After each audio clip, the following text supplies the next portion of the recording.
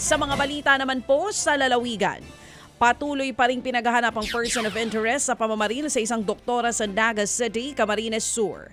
Linggo nga nang matagpo ang wala ng buhay sa loob ng kanyang sasakyan ang biktimang si Regine Romualdez.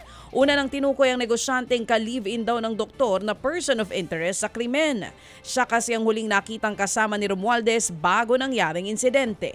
Ayon sa ilang testigo, magkasama silang lumabas ng apartment ilang sandali bago nangyaring pamamaril. Nag-alok na rin ang lokal na pamahalaan ng Naga City ng 200,000 pesos na pabuya sa sino mang makapagbibigay ng impormasyon sa pumaslang kay Dr. Romualdez. Bumangga ang isang 10-wheeler truck sa mga concrete barrier sa Antipolo, Rizal. Sa video, kitang mabilis po ang takbo ng truck habang papalapit po sa Masinag intersection.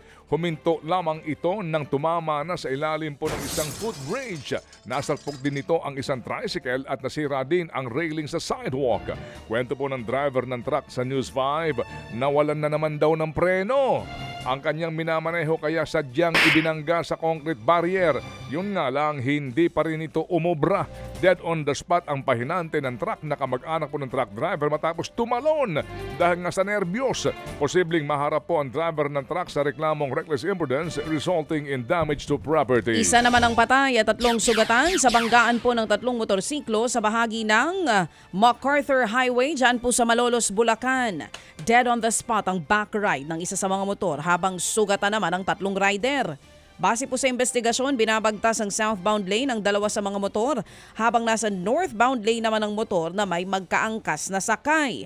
Nag-overtake po ang motor na may magkaangkas na sakay kaya nakasalubong nito ang 2 pang motor.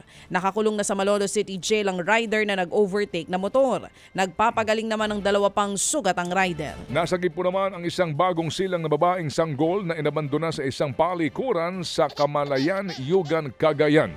Naakabit pa ang inunan at walang saplot ang sanggol nang madiskubre ng ilang concerned citizen. Agad silang humingi ng tulong sa mga otoridad para nga madala sa ospital ang sanggol na pinangalanan pong si Baby Matilda. Nasa mabuting kondisyon na ngayon ang bata at nasa pangangalaga pa rin po ng paggamutan. Patuloy po namang iniimbestigahan ng mga pulis para matukoy kung sino ang nag-abandona sa bata.